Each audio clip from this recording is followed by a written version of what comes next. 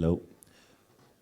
We're still starting at 6:30, but now we're welcoming our Zoom audience so that everyone out there joining us remotely knows that we're all here in person, getting ready to go. So 6:30 will start. Thanks, everybody.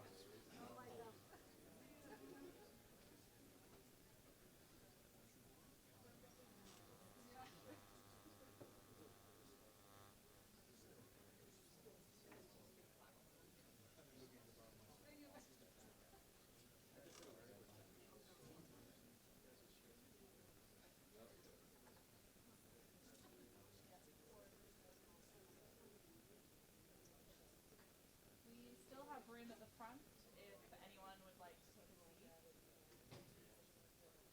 No one ever wants to sit.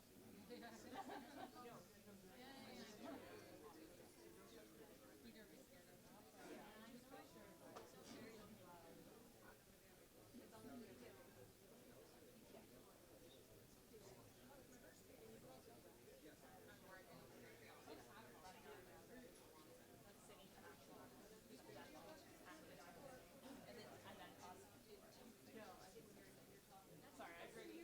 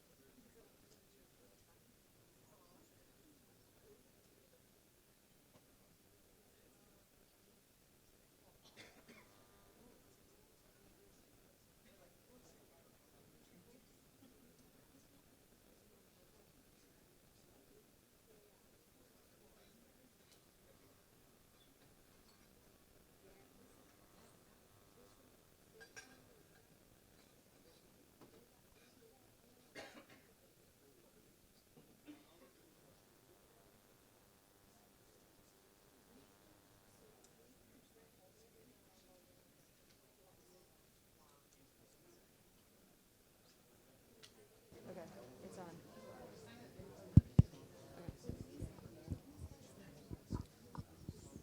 Actually, you guys can have the second mic since there's three of you. It's on. Okay. So you can grab this, Okay. and then we'll just take it for the Q&A part. But if you want an extra mic, it's here. Okay. Okay.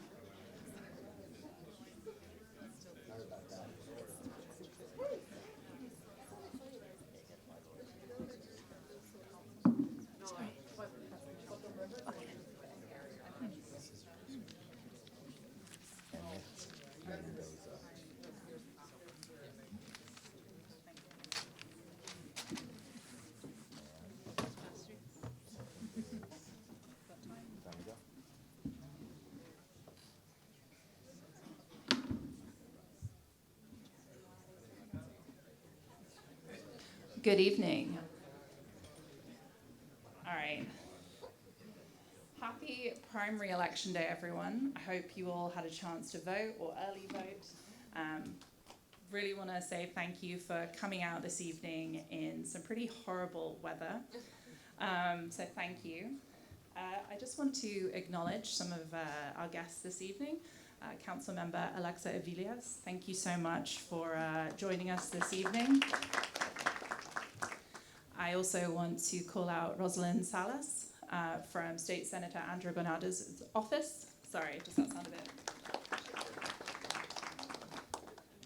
And also Emmett Mendoza, thank you so much for representing our Assembly member Metenius today, so thank you. We really, really appreciate you coming this evening.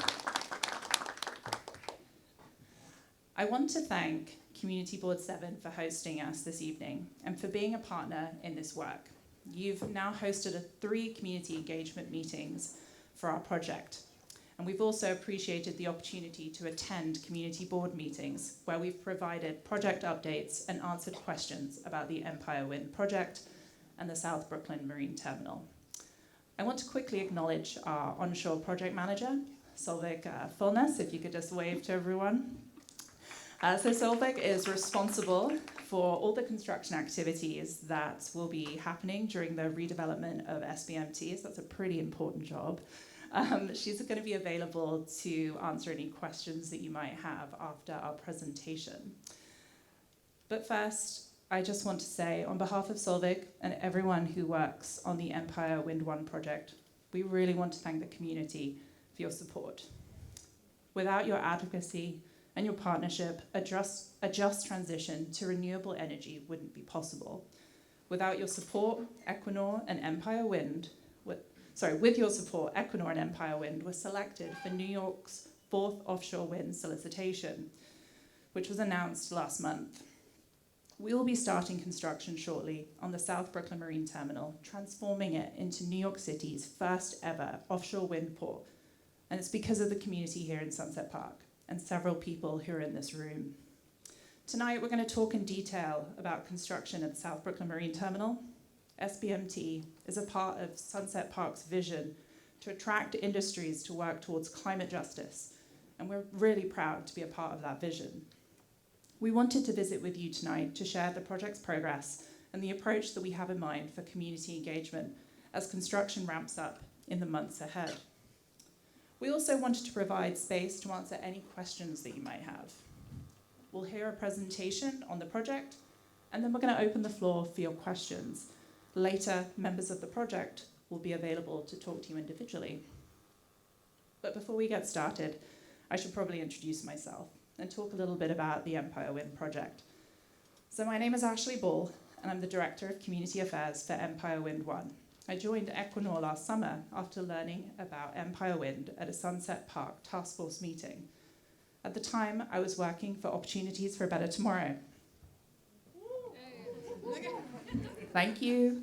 A workforce training and education provider that's been working in Sunset Park for the past 40 years.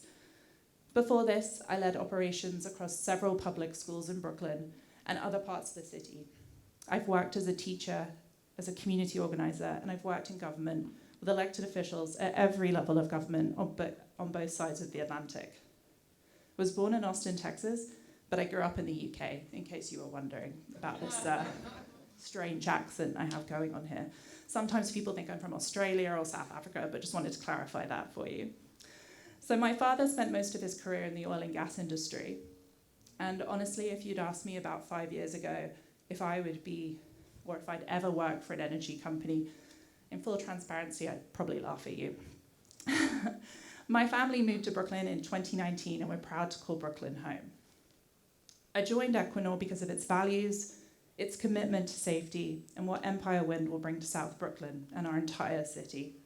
You will hear us say Empire Wind 1 a lot this evening, and that's because Empire Wind has 2 projects. Empire 2 is in the grey shaded lease area and is our sister project. Wait, sorry. I should have probably checked that the slides were going. Could we go to slide 3, please? Oh, and look, I even sped through a video. I'm not very good at this, am I? I'm so sorry. Oh, yeah, you are. Let me finish this slide, and then we're going to show the video. So, apologies, I should have said, please look at the slides on either side of me. So, where was I? So, you'll hear us say Empire Wind a lot this evening, and that's because Empire Wind has two projects. Empire Wind 2 is the grey shaded lease area, and that's our sister project, and it's run by a separate team. But in the future, a wind farm will call this lease area home. Empire Wind will be built 15 to 30 miles off the Long Island coast in the Atlantic Ocean, between the shipping lane on the south shore of Long Island. Empire Wind 1 is the top of the narrow part of the triangle, shaded in red. I think it looks like a pizza slice, which I think you'll all agree is very on brand for the city that we live in. The grey line connecting Empire Wind 1 to SBMT in Sunset Park is the cable route, and that's going to bring 810 megawatts of renewable energy to New York City. I'm going to leave it to one of my colleagues to explain how many homes that's going to power, but it's around 500,000. Once entirely built and operational, Empire Wind will provide Sunset Park and surrounding communities with clean, renewable energy and increased economic activity. Just last week, Equinor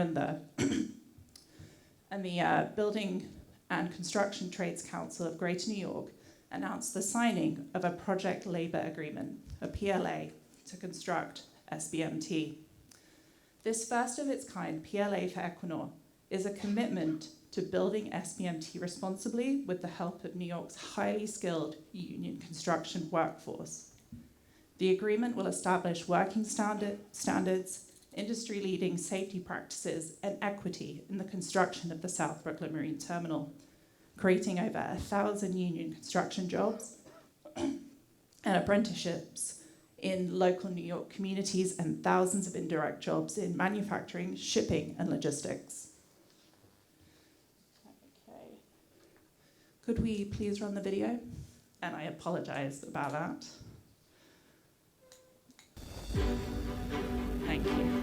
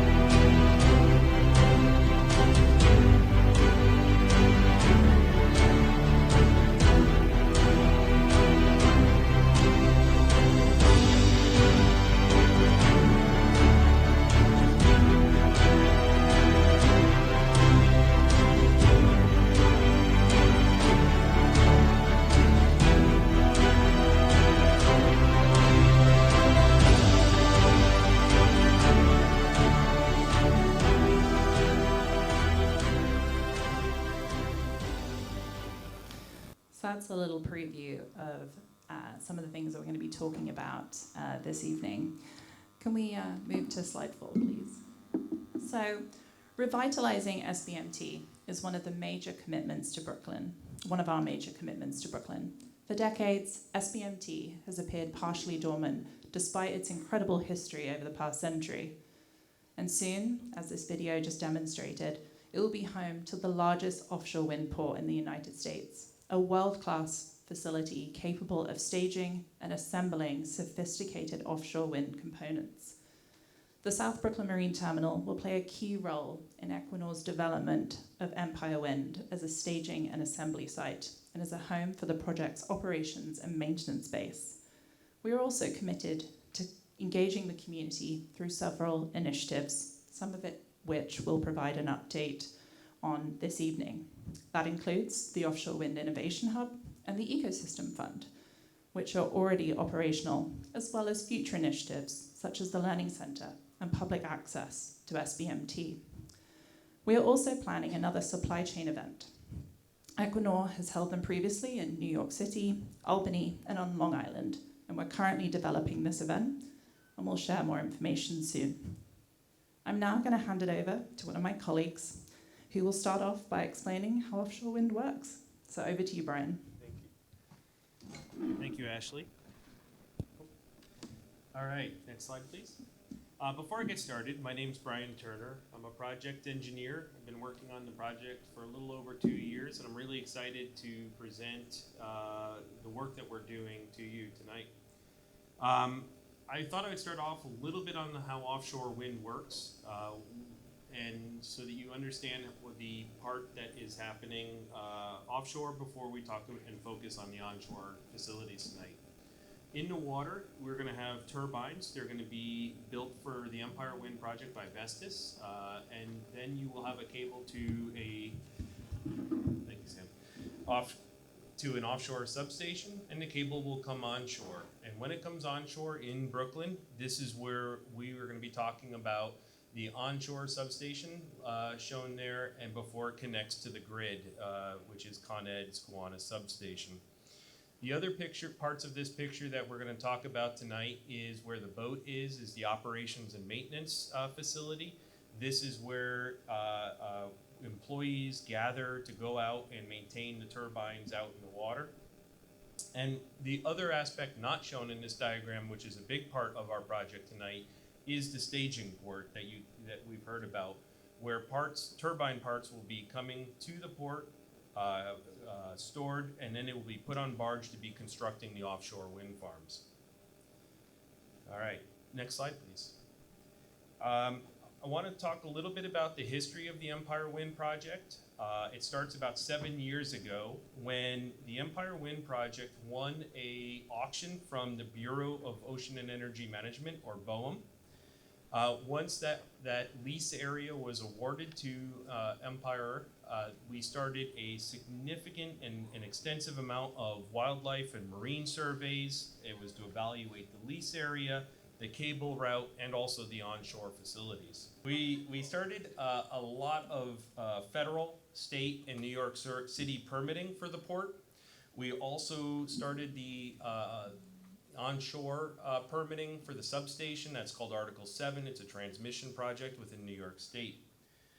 And we went through an environmental impact statement and environmental assessment for the projects that met all the federal, state, and city requirements. We also then went through New York City's Public Design Commission for the O&M base for the design approval as the port is owned by New York City. The other work that we did more recently is we went out and we remediated the SBMT port, cleaned up the legacy environmental contamination that existed, pulled underground storage tanks, remediated petroleum impacted soil so that has been there. And when we step into construction, you're going to hear a little bit about it. We're also going to do a lot of asbestos abatement and cleanup of some of the buildings prior to demolition and redevelopment.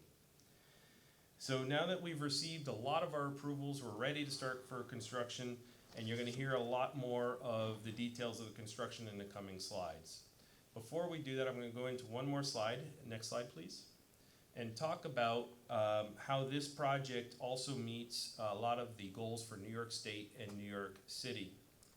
First, in New York State, we have the Climate Leadership and Community Protection Act, or CLCPA. That was enacted in 2019. It requires about 70% of the state's energy to be renewable by 2030. There has some other goals up there as well under New York State goals that are part of that law that came into effect. And this project is a big part of New York State meeting that.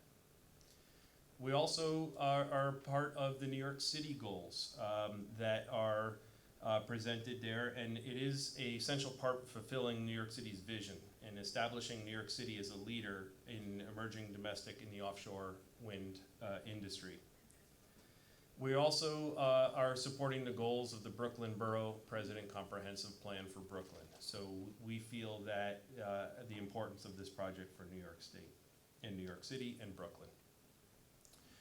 With that, I'm going to pass the mic to Kevin to my right, who will start off in talking about some of the construction and activities that are going to occur, and then and you'll learn more about the project. Kevin? Thanks, Brian. So my name is Kevin Koenig. I am the Director of Project Management for Bond Civil and Utility. Bond, along with our partners, GE, are responsible for the design and construction of the ONS, or onshore substation portion of Empire Wind 1. And I'm here tonight to give you a very, very high-level overview of the construction phasing of the substation. So just to orient you, the substation occupies the northern end of the site, the northern tip of the site. And it appears on this board over here. If you want to come up later, you can take a closer look at it. It's the smaller part of the site, but we cram a lot of stuff in there. So work on the substation will begin in late April, early May, and the first work we'll do is excavation, demolition, and piling. So for those of you who may not know what piling is, basically it's a steel column that we drive into the ground, helps support the foundations of our structures. So that piling work will go on into early 2025. While that work, oh yeah, I'm sorry, I thought you were advanced. Next line. This is the timeline. So I'm the top line on this timeline, sorry about that. So while the piling work is going on, we'll also start the interconnect cable construction. So the interconnect cable is basically the cable that connects the new substation we're constructing to the existing Con Ed substation, which is about a block away. So those cables are run in 29th Street, and 2nd Avenue. So during the construction of those cables, there'll be intermittent lane closures on 2nd Avenue. However, the good news is, I know that sounds bad, but the good news is almost all of this work is in the dead end portion of 2nd Avenue, so beyond 29th Street. So it really will have very little impact on the general population. It's pretty much out of the way. And throughout it all, we'll maintain two-way traffic anyway. So that's the interconnect cable, and that construction starts in August and will run through late fall of this year. Going back to the main ONS site, with piling completing at the beginning of 2025, we'll start our structural concrete work and steel erection, and that will go until late spring, early summer of 2025. That'll give us the foundations and the buildings we'll need to start bringing in and installing our electrical equipment. The electrical equipment will come in starting in that part of the summer of 2025 and continue throughout 2025 toward, ending right at the end of the year.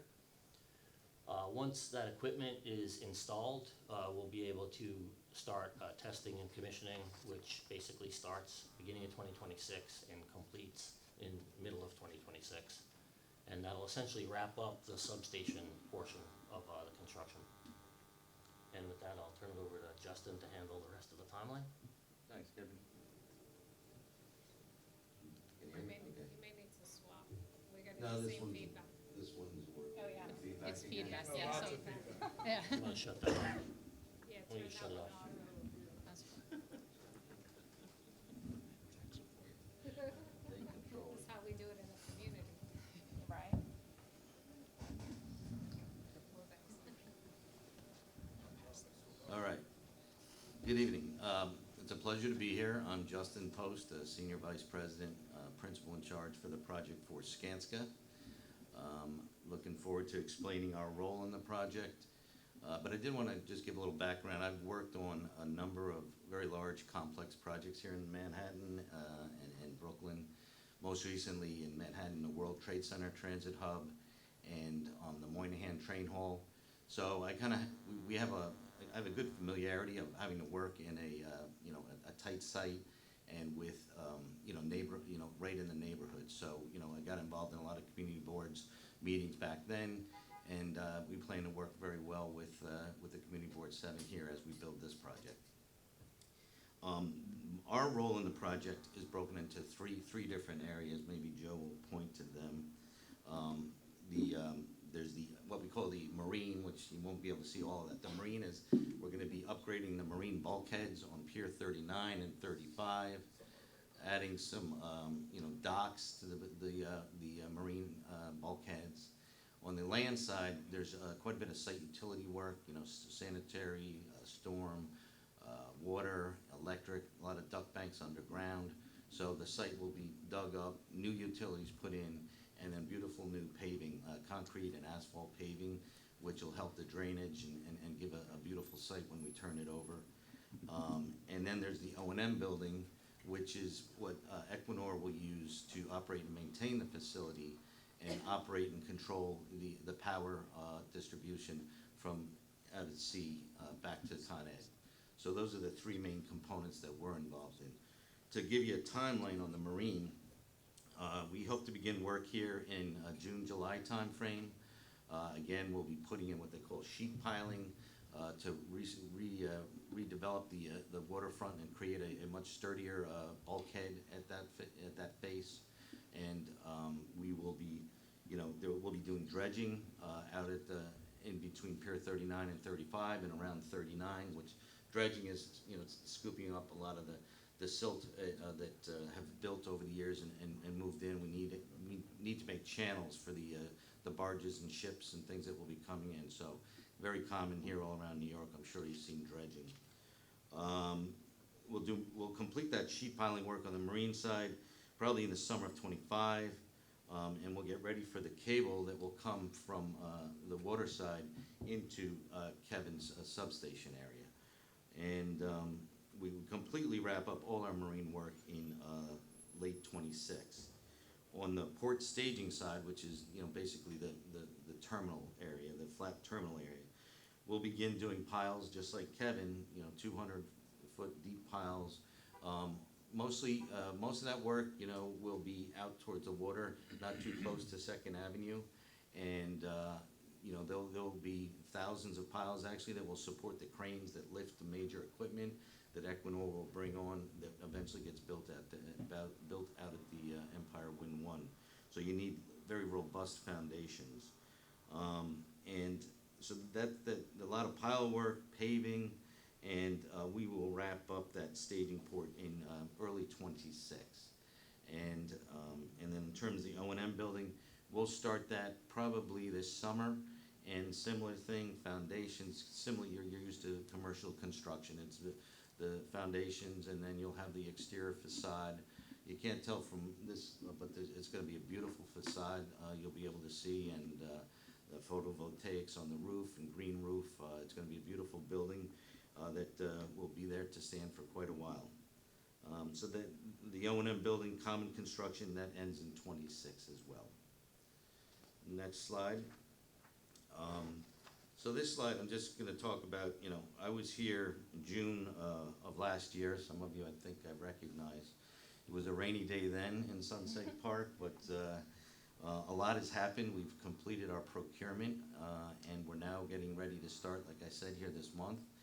And, what we heard last time when I was here is what are we going to do, us as a team, Equinor, GE Bond, what are we going to do to mitigate noise and dust and disruptions in traffic. So we listened to what you said, and we've been working on it for the last 8 months, to tell you the truth. And some of the things that we're looking at right now and evaluating is a park and ride system so that there's less traffic and drivers to the job. We're encouraging as much mass transit as possible, and there could be a subsidy program to get the workers as much as possible to use mass transit. We are, in terms of delivery, we have this sophisticated web system to have deliveries at time of the essence so that they're not queuing up in 2nd Avenue. So every delivery we get will be programmed 2-3 days before for certain times of day for the deliveries to try and spread them out. So we're using that. We're going to sequence the construction and the starts as much as possible so that everybody doesn't come at the same time. And we talked about last time, hey, can you bring in materials by barge? And yes, we are. We're going to actually bring the piles by train in. So that's saving literally thousands of trucks off the road by bringing them by train at night. We are, the demolition of the buildings, the unsightly buildings that won't be there in 6 months, all that steel is going to be taken off by barge. We are currently looking at barging stone and, what they call QP, compacted material that we use, and conveyor it onto the site rather than bringing trucks. So all these things we're in the middle of working on, and it's looking very positive. Next slide. At the end of the day, this is kind of the site that we finished, GE Bond and ourselves.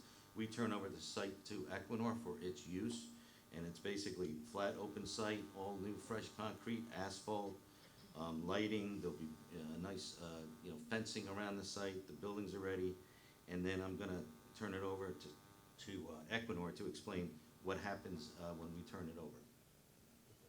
Oh, we're gonna pass this page. One time over there. All right, and thank you very much, Justin. So this is the layout of SBMT, and once the construction is complete, we'll go to the next slide. And you've seen these in the renderings. This is the port staging. The turbine parts will be delivered to SBMT by water. They do not come by road. You have three major components. The first one is the blades. They're shown there on the left, bottom left, as an actual picture of the blade. On the right is what they call the nacelle. That's the top of the turbine. That's where the blades connect, and that it creates the electricity. Those nacelles will also come by boat and be staged at the port prior to it. And then the other aspect is the towers. The sections, there's 3 towers for every turbine. So the three blades, 1 nacelle, 3 towers get loaded onto a barge. They get shipped out to the lease area where then the turbines are built and Empire Wind. So these staging areas will happen for the project, and in the future, other wind developers will probably use SBMT for staging, and that's where this is an important project for New York City for the future of other operations. Next slide, please. So we've talked about the O&M facility. And this is the operations and maintenance. This is what's going to be manned in the future. Typically, the onshore substation is not fully manned. It's operated by the building next door.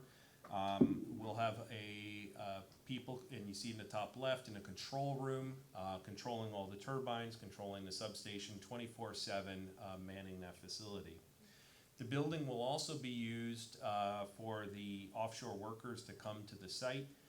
In the bottom left is the service operation vehicle. It is a hybrid vehicle. It is the first of its kind. It will use electricity when it comes into port, and it will not be on fossil fuel.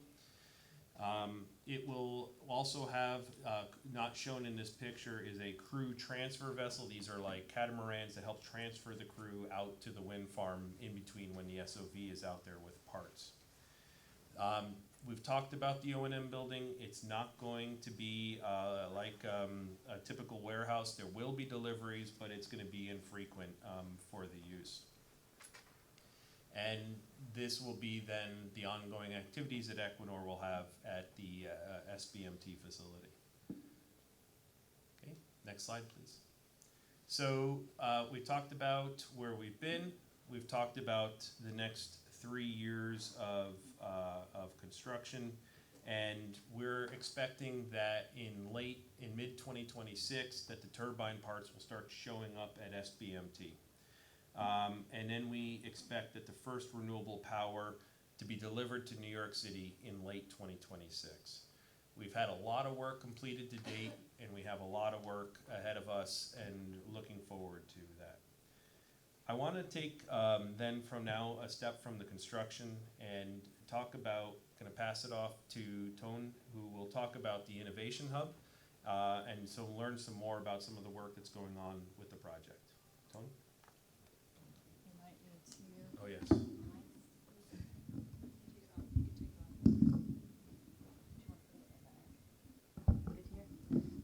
Thank you so much. Wow, and size that fits like a small human like me. I like it. Thank you so much, whoever put this up.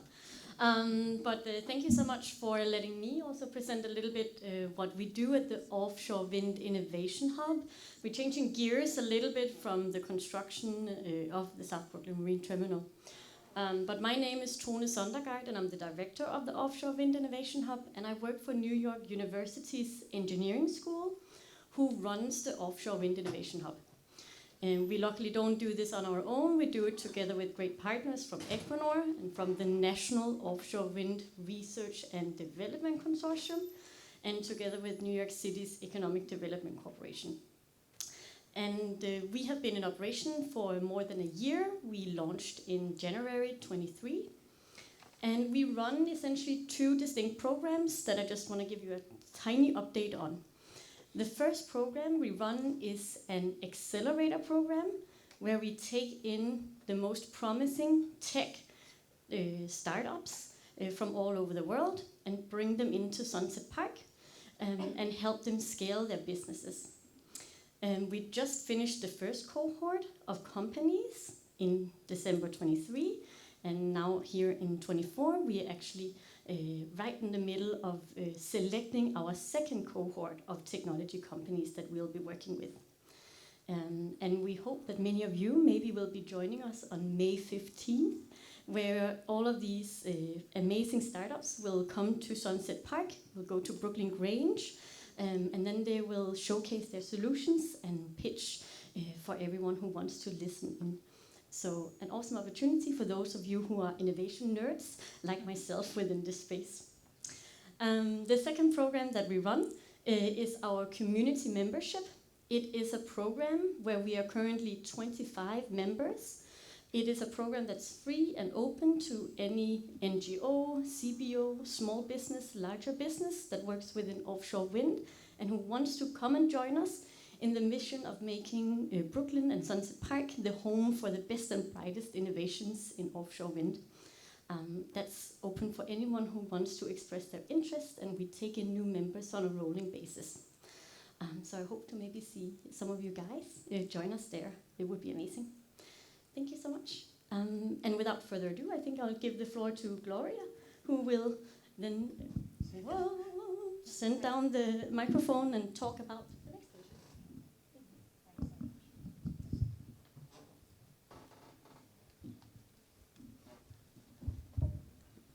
Thank you all. Good evening, everyone. Good evening. My name is Gloria Alvarez, and I am the Community Engagement Manager for Empire Wind 1. I am also a proud Afro-Latina and Indigenous Garifuna. Yes, if you know, you know.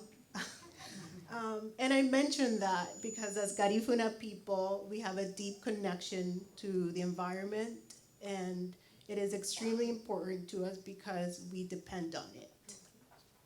Today, I get to be here with you, and I also get to be part of this project and be part of New York's renewable energy transition. It makes me very proud. Now that you know a little bit about me, I'll also give you a little bit of overview on other initiatives that we've been working on at Equinor.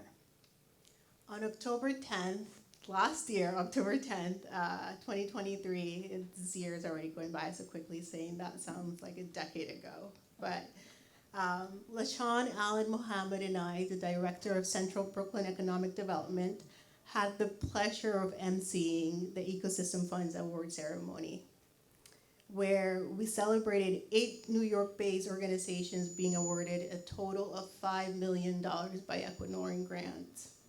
To support an inclusive process, the selection of these organizations were done to a committee that was formed between Equinor, Sunset Park Task Force, and NYCEDC.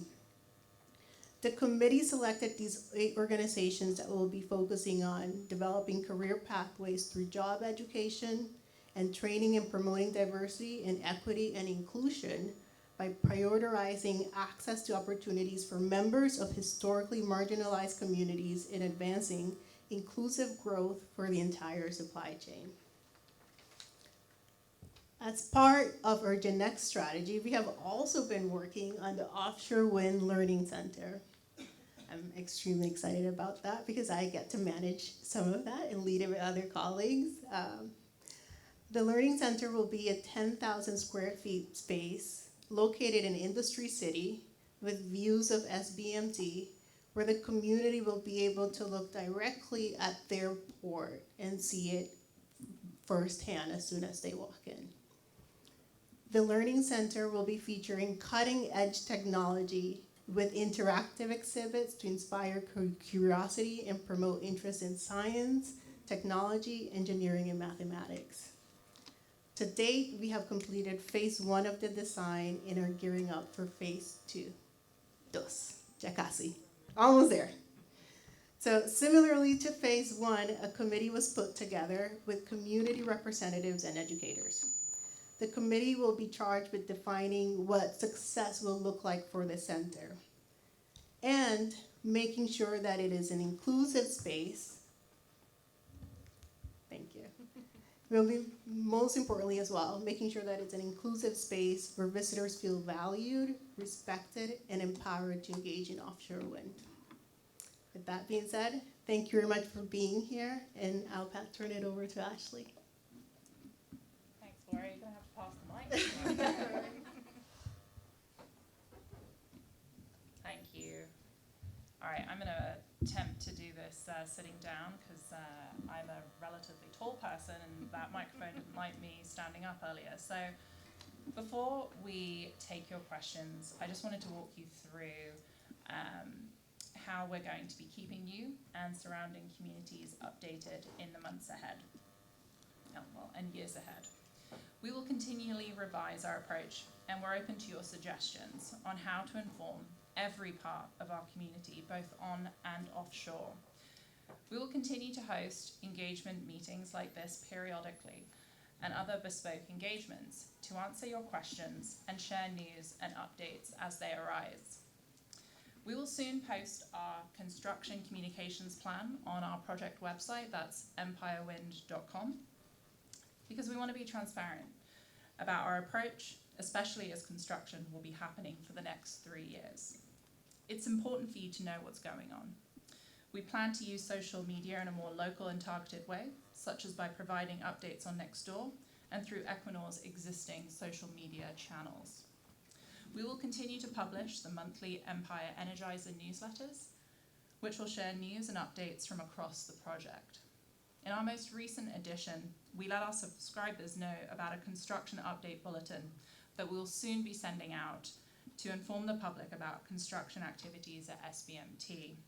While the monthly newsletter reflects on previous month's activities, the bulletin is going to give you a preview about what's about to happen at the SBMT site. Now, if you've got a phone, I believe there's some QR codes up there, so you should get it out. And if you haven't subscribed to our newsletter, you should, because it's great. And there's wonderful people in this room who helped write that. And also there's a QR code for the bulletin that you can sign up for. And I was told by communications that I have to mention that we have a Facebook page. Apparently people still use Facebook. I don't. Our generation. Yeah. But we do have a Facebook page and we would love you to follow it. And maybe I'll get back on Facebook, who knows. So anyway, please subscribe. If you don't want to sign up using a QR code, I'm just going to call out some of my colleagues who you should approach after our Q&A session, and they will help you sign up. So you can come to myself or Gloria up here. Also, Grace is on my team. So if you want to sign up for the newsletter, go to Grace. And also, where's Gabriella? Oh, all right, she's hiding. She knew I was about to call her out. But also, Gabriella can help. There she is. There we go. Anyway, if you would like to sign up for one of those newsletters, you can also speak to Gabriella as well. Additionally, you could also send us an email. That's empirewind@equinor.com, and we can help sign you up there, but also answer any questions that you might have about any of the things you've heard this evening or about the project overall. Additionally, I would like to highlight the hotline that the project has in place. This has been live for a while. The phone number for that is 833-699-1000. 1965. And additionally, we're about to roll out our complaints and resolution portal, and that's going to be built into the Empire Wind project website. This is a secure and confidential platform that, This is a secure and confidential platform that can help you connect with the Empire Wind project about any question or concern that you might have about anything that's happening with construction, or again, anything that's happening across the project. We'd love to hear from you. You can use this portal anonymously or by using your contact information. I actually designed this portal to mirror 311, and we're also partnering with 311. So if you call 311, your call will be funneled through to our process so that we can ensure that you will get a timely resolution to whatever your complaint, question, or concern might be. So I think that's it, guys, and girls, and everyone else. So I think we're done presenting for now. So Sam, before I hand it over to you for our Q&A, I just want to say again, thank you for your support, and thank you, on behalf of the Empire Wind project. We appreciate your advocacy and your partnership, and we look forward to working with you in the months and years ahead. So thank you.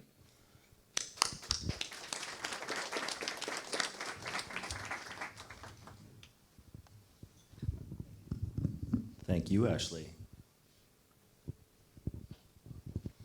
And now we can open it up for a question and answer session. Before we do, I'll introduce myself. My name is Sam Frank. I'm with Arch Street Communications, and we support Equinor in public outreach for the Empire Wind projects, and I'll be facilitating tonight's Q&A. We have about 20 minutes allotted for our Q&A period, but if we're not able to get to everyone tonight or during this period, please provide your questions and comments in one of the following ways. So we have a set of comment cards outside that we welcome you to put your comment on, and we'll collect it. And as Ashley was pointing out before, we have these QR codes along with all this information on website, email, phone number on one of the printed display boards outside, so it'll be easier to scan and collect that information when you need it. We welcome questions from those in the room tonight and also those participating on the Zoom. And if you have a question here, please raise your hand and someone will come to you with a microphone. Our facilitators will hold the mic for you. For protecting health, please don't try to hold the mic yourself. If you're participating via the live stream Zoom, please enter the question into the Q&A and I'll read it aloud in the time we have allotted. All comments and questions are considered equally, regardless of how they're submitted, so please use the method you are most comfortable with. We have a lot of people in the room tonight, which is fantastic. And we want to get to as many people as possible, so please keep your questions and comments as brief as possible. During the Q&A, you may hear a range of opinions from those participating, some of which you may or may not agree with. Please be respectful of all opinions shared tonight. And finally, if you're a member of the press, please direct your questions to David Schetz, who is the gentleman in the back, raising his hand right now. And following the Q&A, there will be an open house portion to wrap up the night, where you can walk around, look at the display boards, and speak to our team who will be at the various boards, ask them questions, have a conversation, learn more, and someone will also be there to take some notes on Post-its and put it on the board so we can collect those comments as well. So, let's get started. Who's got a question? Yes, please. Hi, good evening, everyone. My name is Julio. I am the chair of Community Board 7, so welcome everyone this evening. My question is regarding the Learning Center. you mentioned that there is a second iteration of the selection committee. Is that information available? Who's on the committee and their timeline for selection? Thank you. Thank you for that question. I believe I will pass it to Gloria, who might have that answer for the Learning Center. Sorry.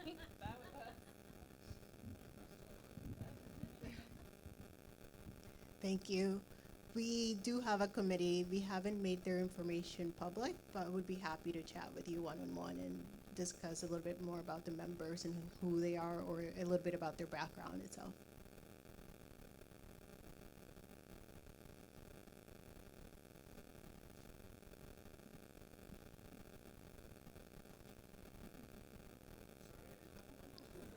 It's for health. It's for health reasons.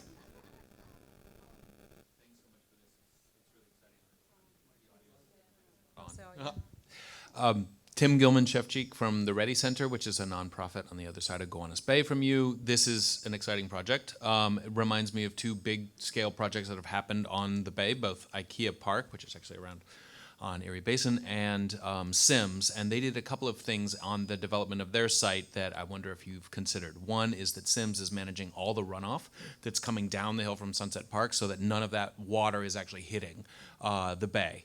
And so it would be great if some of the green space that's indicated in your plan could actually be mitigation for runoff and living edge, which would help a lot, I think, in the environment and creating more habitat.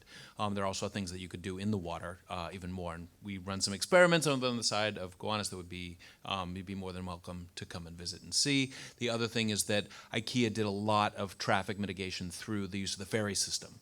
And now that there's a public ferry, having a ferry to actually run to SBMT and have an additional stop in Sunset Park would be great as a way of trying to take some traffic off the road. I'm really glad to hear that you guys are working with barge-based system to transport materials in and out for the turbines. I just wonder for the removal of some of the debris for demolition and the introduction of debris from the demolition, if you're looking to try to keep more on site, and also maybe to look at some areas around where the debris could come from more locally, because we have a lot of demolition happening right around the same area. So thank you. Thank you for that question. So kind of a multi-part on green space, runoff, use of barges, other parts of living edges. Thank you. Very good. So Brian, would you like to take that one? I'll start answering that question, Tim. Thank you for the question. Regarding runoff, the port built 60 years ago wasn't built to today's code. We are going to regrade the entire site, and so all stormwater is captured. It will go through a special hydraulic separator and treat it before it is discharged on rain events following the DEP stormwater manual. And so no water will go directly to the bay without passing through that. It'll be improvement at the port. I will pass on then the mic to Justin, who will talk about the barge comment regarding and the ferry regarding IKEA. Excuse me. Yeah. Ferries, we are looking into that, trying to see. The problem is we don't know exactly where all the workforce is coming from, right?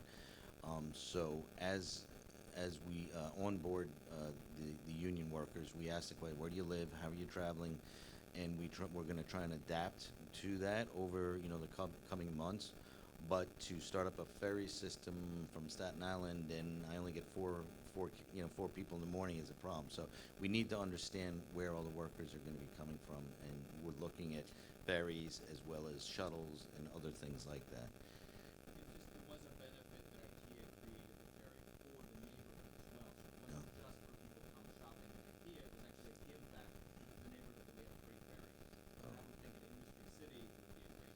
Well, the give backs I'll leave to Brian and Solveig.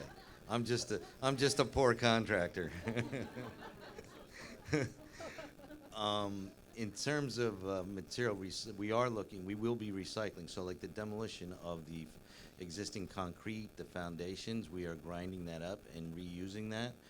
Even the asphalt, as much as possible, we're gonna grind up the asphalt, mix that with some of the soil, and we're doing tests right now to see if we can get the compaction we need.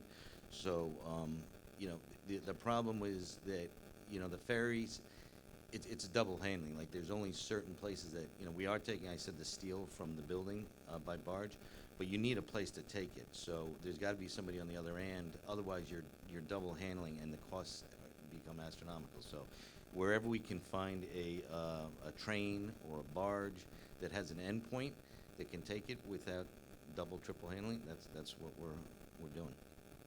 Okay.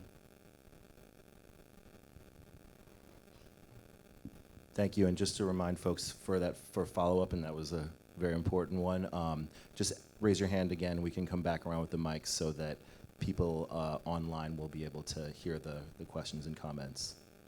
Thank you. You want to hold it.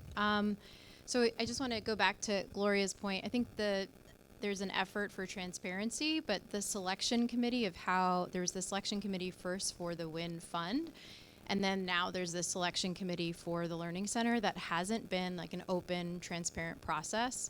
And I did hear that was a principle that you guys are upholding as you're presenting to the community. So you should run an open and transparent selection process for these really critical investments in the community. And I just want to hear more about how are you guaranteeing, you were just saying we don't know where the workforce is coming from. Why is it not coming from Sunset Park? Can you say more what you're doing to make sure that the workforce is from this community? Hello? Justin, is that mic? Here. It's on. Oh. When I say I don't know exactly, we know that the labor force is going to be union labor force. As we said earlier, there's been a PLA that's been signed. So the labor force is spread out. There's iron workers, there's carpenters, there's masons. As much as there is union workforce right here in Sunset Park, we are definitely encouraging as much employment in Sunset Park and Industry City workers to come. But what we have here tonight, I believe, is information on where to apply to some of the unions. There's a whole list of all the unions here in the back that anybody here in Sunset Park that wants to get into the workforce, there's information and phone numbers for every one of those trades to be able to come to work. I hope that answered your question. And if we had mentioned it before, but it bears mentioning again that there is going to be a supply chain event in Sunset Park that we're all working on setting up. And once the time and date are confirmed on that, we'll be able to share it out with the whole community. Next one. Nick, over here. Oh, Jesse's ahead of me. Jesse's ahead of Jeremy. Sorry. Excuse me. Hi, thank you. My name is Jessie Solomon. I'm the Executive Director at Southwest Brooklyn Industrial Development Corporation. I have a two-part question. The first is about the supply chain event in Sunset Park. I'm curious if that's going to be focused on a particular part of the supply chain, or if it's going to be, you mentioned that all procurement for construction has already been complete. Will the is construction part of that event? And then I also had a question on the jobs piece. Is the entire SBMT project union labor? And if not, can you talk about the numbers of non-union jobs that are on SBMT? Thank you. On the supply chain event, yes, construction is definitely going to be part of it, and also an opportunity for local businesses to find out how they can plug into being part of the supply chain suppliers for contractors for the project. And for the second part, union labor? Yeah, it's a PLA, so we are hiring, we're targeting 30% MWBE, and some of those may not be union. We are allowed to bring on smaller firms and give them opportunities, but for the vast part, it's a union project. But to talk about other hiring, like we just hired our office administrator at a local event in Brooklyn. She's starting in 2 weeks. in terms of other partnerships and supply chain, I can list some of, we now have agreements with Court Street Office Supplies, Eastport Signs, Oriental Lumber, Park Avenue Building, all the purchasing that we're doing to support the project in terms of material in as much as possible, we are sourcing here locally. Our catering for meetings and things like that, it's all local. So we're building that up right now. Okay, another question? Oh, for Jeremy, he was next. Hi, Jeremy Lau for Community Board 7. One, I'm a little surprised that bulkhead has to be rebuilt because EDC rebuilt it just 12 or 15 years ago. So could you tell me what the lifespan of that rebuilt bulkhead is? And then the second thing is, excuse me, with regard to the dredging, you were just north of the cleanest part of New York Harbor. And I'd like to know what precautions are being taken to make sure that the dredging activities don't have a negative impact on the environment. Thank you. So bulkhead and dredging. So the bulkhead was originally built in the 1960s, and recently it was repaired because some of the support failed. It was built as a container port, and a typical container port compared to what we're building something that needs to support about 6 times the weight of a container port. So the parts of the bulkhead, not all of it, are going to have a new sheet pile and tied into the existing infrastructure. So we're not doing a full replacement. Where it needs to be built up, we are. Regarding the dredging, we did a lot of sampling of the sediment to make sure that we understand what we're dealing with and how to remove it. All in water work, we're going to be putting in silt curtains, and we're going to be doing sediment monitoring when we're doing the dredging and all in water work to ensure that none of that sediment mobilizes into the rest of the channel. So we will be taking a lot of precautions, and we'll have an environmental monitor full time to be observing for sediment mobilization. Okay. Next question over here.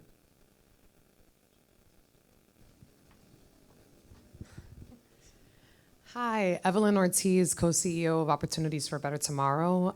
As we continue to just ask questions around the supply chain and just some of the information that you've shared, specifically what you see here in Sunset Park is that there are many organizations like ourselves who are already providing training and services that can really obviously support in helping you access the talent that you need and support a lot of the MWBEs. I think the question here is how can we connect and work alongside you all to really move things along and ensure, because we are already serving Sunset Park residents, that there are predominantly Sunset Park residents that are part of this effort.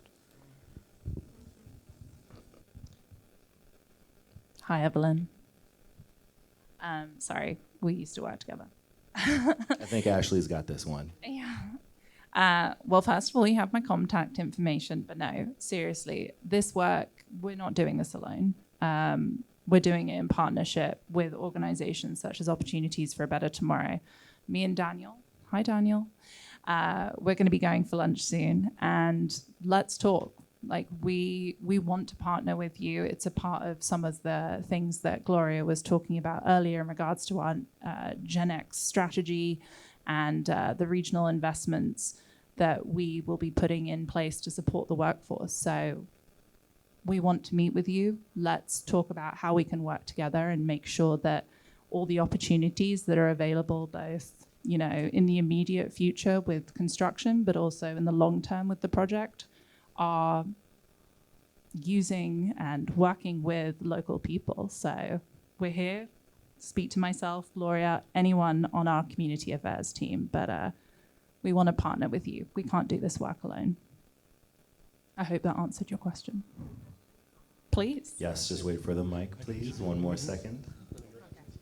Thank you. I know I feel like it's like the untouchable, and thank you, Ashley. We appreciate that. I think there are so many of us, and we would love to figure out how we can create that type of synergy with each other, right? Where you know, for those that are serving youth, that are serving adults, that are doing, and how do we like really create like some type of consortium with each other and start to really think about this strategically. So that's something that we would love Yeah. to talk about. No, I mean, a lot of people who work on this project have been doing this work for years. But really, I kind of feel it, well, I feel that this is just the end of the beginning, the application and getting things started. Now the real work begins, the construction and, you know, the workforce, the engagement, bringing the whole of New York City along with us. So this is just the beginning. So we welcome your partnership and engagement, not just with Opportunities for a Better Tomorrow, but other organizations in the area. Please bug me, text me, send me emails. You already do, but and that's an open invitation to everyone in this room. So thank you. We can take a few more. We have a few questions on Zoom, but back here, Nick, Sebastian. Oh, Olivia's got him. Hi, thank you for your presentation, Sebastian from Uprose. Wondering what construction impacts Sunset Park residents can experience in terms of noise from the piling, dust from the excavation and demolition, and the trucking traffic that will be necessary. Noise, dust, and traffic. Do we know anything about those issues? Thank you, Sebastian. I'll start off with dust. That's the first and easier one, straightforward. We are going to be doing a community air monitoring program that's dictated by the New York State Department of Health. We're going to be doing it at the perimeter. We're going to be looking for dust, and we'll be using that to control the construction projects to make sure that no dust is leaving the site in any direction and towards the community. The noise, as my colleagues up here commented, the noise will primarily be from the pile driving. It is unfortunate that they need to be driven into the ground, but it will be a temporary period of time that will occur. We are going to be doing noise monitoring while we're doing the work, and we're going to be abiding by all DOB requirements as well. Regarding the truck traffic, it is a very large construction project, and you've heard us several times tonight talking about some of the mitigations that we're going to be doing, and we are really going above and beyond trying to find those alternative ways to take the trucks off the road. We know that traffic in the area can be brutal, and we really do not want to add to that. But we know that once this is done, the future operation of the project will be great for the community and a lower impact. Great. I'm actually going to read a couple of the questions that we've got online, and then we can come back to the last ones in the room. There was a question about comparing our meeting tonight with a few open houses that we did on Long Island last year, and why isn't this one an open house as well? The answer is it is also an open house. We have a presentation, a Q&A session, and an open house afterwards. It's not quite as large format as we did last year in Long Island, but that's out of necessity. And there's another question from Frank Boyland that says, thank you for the great presentation. My name is Frank Boyland of Acuity International, a member of Oceanic, and a cohort presenter through NYC EDC Waterfront Pathways program. I'm interested in having a conversation regarding the provision of on-site, ongoing medical services, namely an urgent care facility to support contractors and employees involved in the construction project. So on-site, ongoing medical services. Is it Frank? Frank. Yeah, Frank is welcome to send his information to, I imagine Ashley can get it, share it with me. Right now, we do have a physician assistant that's been brought on board to kind of act in that service, but in terms of a little bit more robust with the medical service, I'd have to understand that a little bit better and the benefit of that, but certainly reach out to us. And if it's not this project, we have projects all over the city, so we'd be interested to hear. Thank you. The email address is empirewind@equinor.com. One more from Michelle Leo, and she's asking, how will you power the immense machinery you will use to recycle the pavement and existing cement foundations? Will that power be green?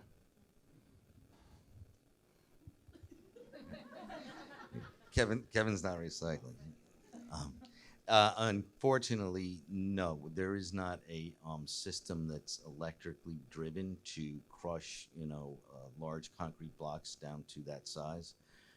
Again, most of this work will be on the far end of Pier 39, but it is gas driven just because of the forces that are needed to crush the concrete. Okay. We can take a few more in the room. Council member over here, Nick, please. I want to grab that mic. No. You don't. Don't grab the mic. Go. Hi, everyone. Councilmember Alexa Aviles, thank you so much for the presentation. We're certainly looking forward to this project. I would like to revisit a couple things that some community members mentioned that you didn't quite respond to. Could you respond to the Living Edge question and habitats? And also, when we say local, generally most people think New York City, including Long Island and Westchester. And I want to be 100% clear. When I say local, I mean District 38. I mean 3 particular zip codes that comprise our local community. So I'd love to know, how are you anticipating measuring what those commitments are to the local community in that context of the 3 zip codes? And also, if you could provide the presentation so that we can make sure to get it out to our community members, because we need to do this in multiple languages and over again to make sure that those opportunities are provided. And then in terms of the union labor list, we'd love to also see that and really understand what are the pathways for our community. In fact, much of our community do not have direct pathways into union labor jobs, primarily because of language issues and also just access. So if you could touch on those things. Thank you. So we had the Living Edge question from before, and also defining local as here and not just New York City and surrounding areas, but this district, the 3 zip codes within this district. I mean, I would say, as we just mentioned before, there's going to be an opportunity for very local engagement at the supply chain event that we're planning now.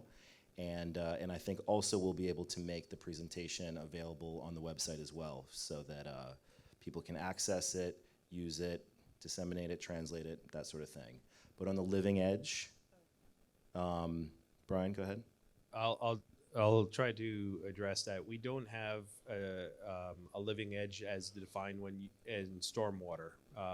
But what we are doing is we are offsetting and we are compensating for any of the fill of the new bulkhead is filling some waters of the state.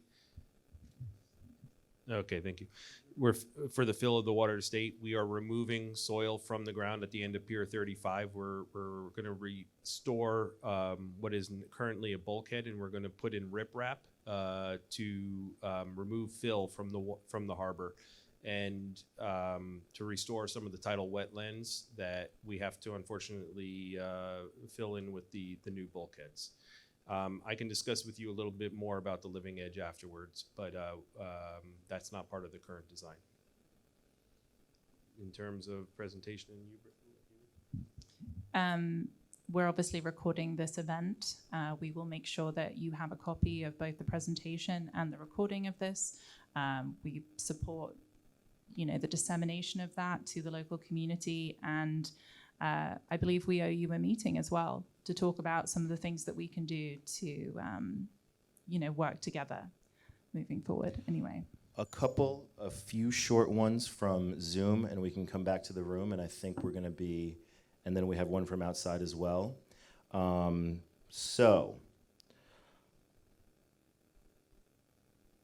I'd like to know why the oil spill response plan is redacted and why the costs are too.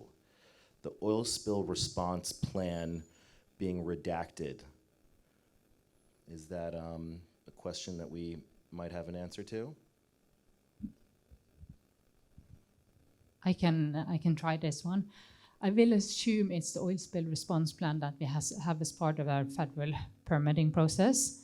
As was alluded to, we have a long federal permitting timeline that we've gone through. And as all other offshore wind developers. So when we submit our documentation on that part, it's just as all other developers, some part of it is open and up in the public, and actually it's a lot of information out and up in the public. If you go into BOEM's webpage and search for Empire Wind, the project, you will find a lot of the information of the actual project itself. While there are also other parts that are redacted just as other developers. So I think that's the response to that one. Thank you.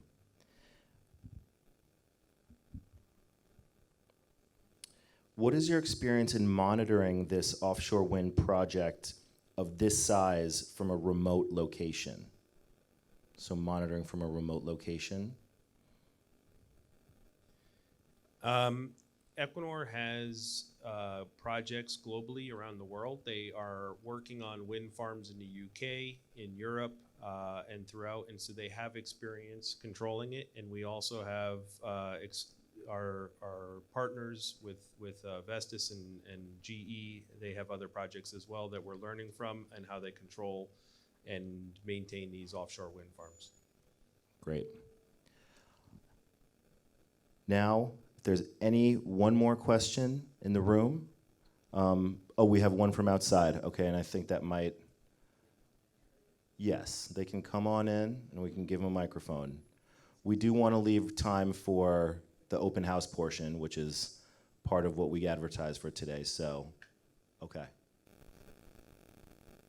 So I'm Deborah Solomon, and I work at CityTech, and I'm part of CUNY OWAN, which was one of the organizations that received the Equinor Award.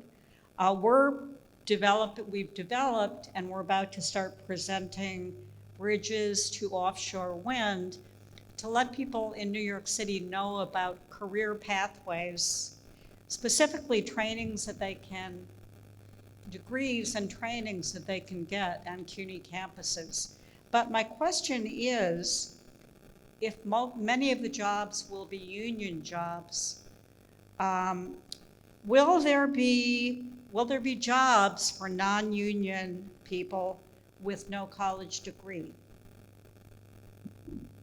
And as another organization person said, we would love to know specifically the skills that you require, that the offshore wind developers require, so that we can create the trainings.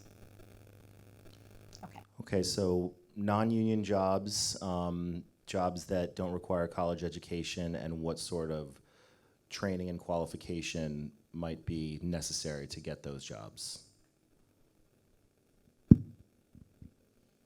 I'll start off with the offshore portion. Okay.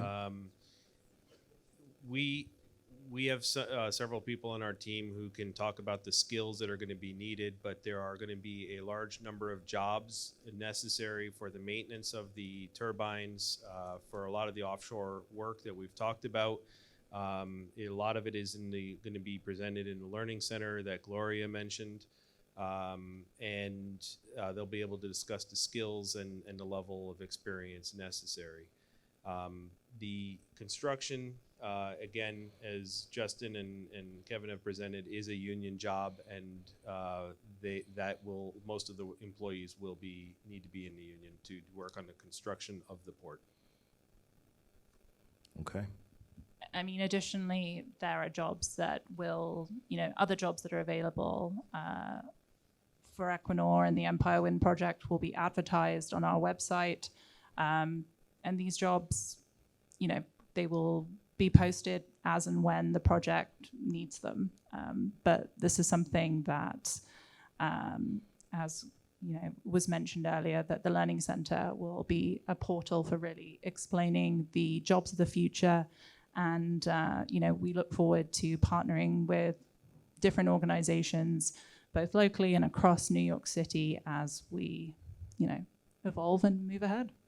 Great. I see there's more questions in the crowd, actually quite a few. But as I said at the top, we do need to end Q&A at some point so that we allow everyone to walk around, and that's the opportunity to ask any unanswered questions. So I'd like to thank this panel, thank everyone who's been involved in this community meeting. Hello? Oh, I thought I got the hook, but not just yet. So thanks again. Thank you all, members of the community, everyone who's interested in this project, for coming out on a rainy Tuesday. And again, please walk around, grab a cup of coffee, a cookie, and talk to our team at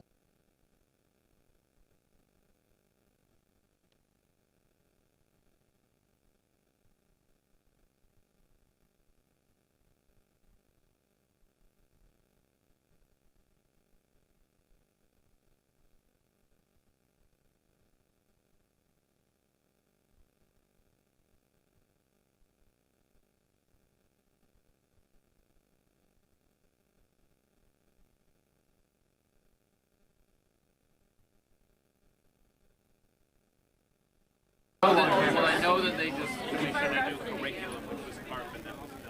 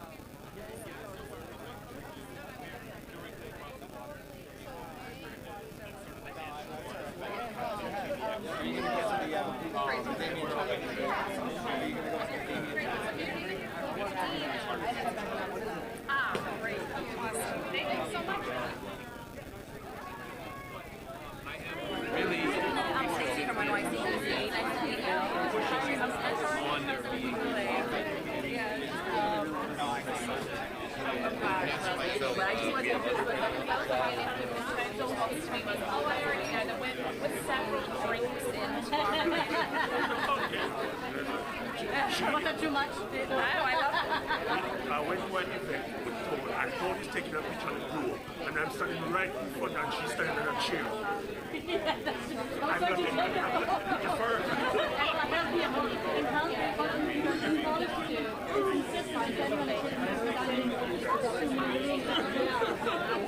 I really got in trouble for that.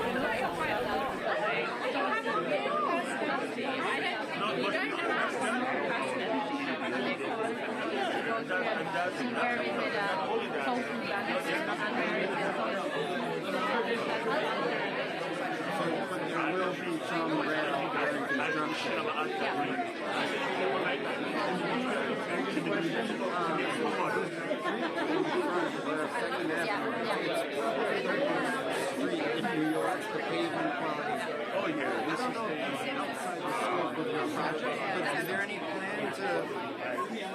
Outside of the scope of our project. But it's definitely it's a business and just the condition of it. So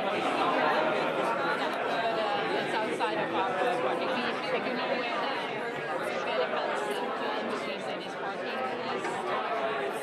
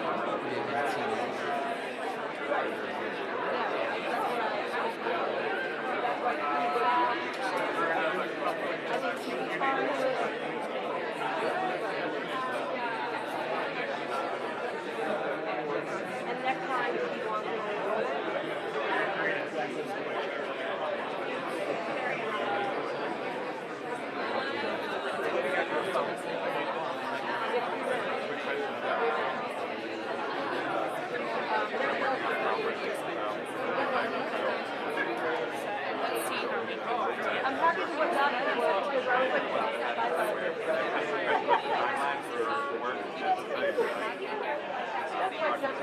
you have to work down the state.